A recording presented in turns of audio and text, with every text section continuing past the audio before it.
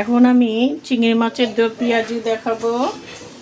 দো পেঁয়াজি এখন আমি তেল দিয়ে নিচ্ছি। সর্ষের তেল দিলাম, সর্ষের তেল দিয়ে করি। চিংড়ি মাছটাকে ভেজে রেখেছি। এখন আমি পেঁয়াজ দিচ্ছি, এতে পেঁয়াজ লাগে অনেক বেশি।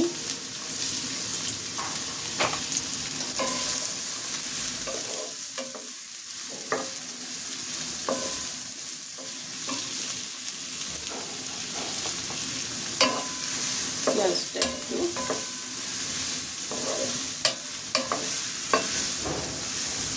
ভুনে নিই।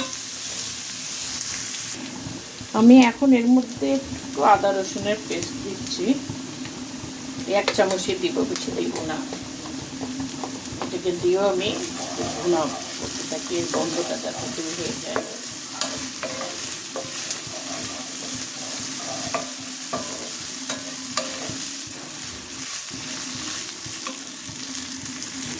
এখন এর মধ্যে আমি একটুখানি পানি দিয়ে দিচ্ছি, মশলা দেবো যাতে মশলাটা পুড়ে না যায়। এখন আমি এর মধ্যে মশলা দিয়ে দিচ্ছি। এখন আমি এখানে 1 চামচ ভরে হলুদের গুঁড়া দিচ্ছি, মরিচের গুঁড়া 1.5 চামচ দিচ্ছি,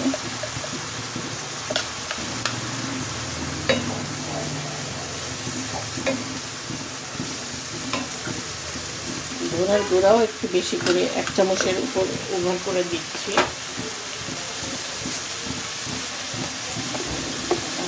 জিরার গুঁড়াও 1 চামচ দিচ্ছি, একটু বেশি করে দিচ্ছি। আর একটু পানি দিয়ে মশলাটাকে একটু ঘন ঘন করে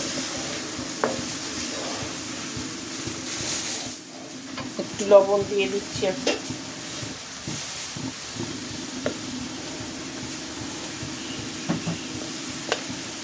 পরে লবণটা আবার একটু দেখব।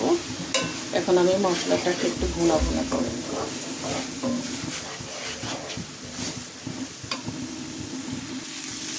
আমি আর একটু পানি দিয়ে আবার একটু কষিয়ে নিচ্ছি।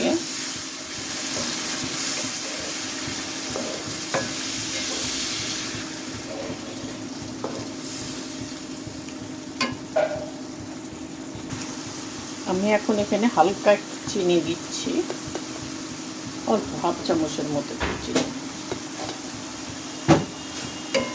চিনিটা দিলে টেস্টটা একটু হয়।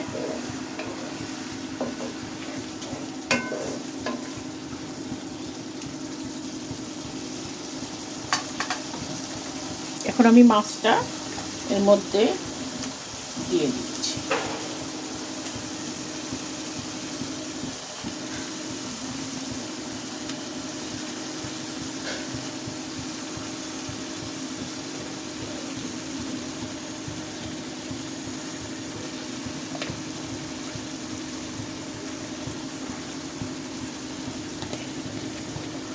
এটার মধ্যে একটু পানি দিয়ে আমি পানিটা দিয়ে একটু ঢাকা দিয়ে রাখি।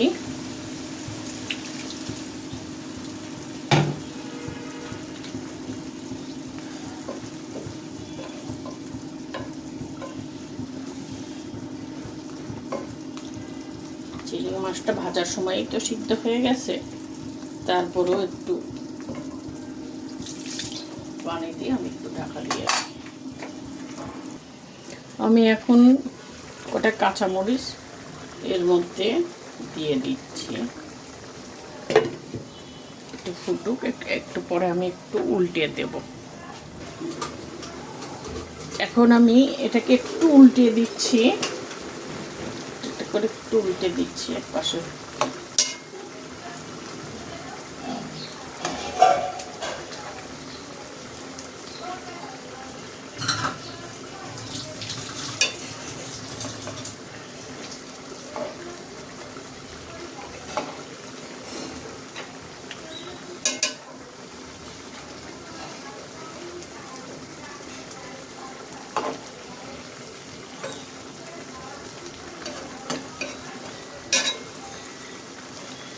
আর একটু ভুনা হবে।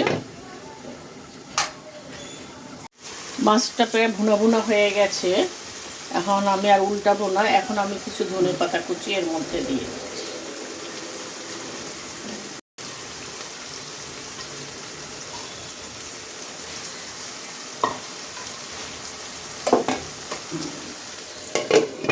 চুলাটা অফ করে দেই, পাতাটা দিয়েই অফ করে দিতে হয় যেন পাতাটা ফ্লেভারটা থাকে।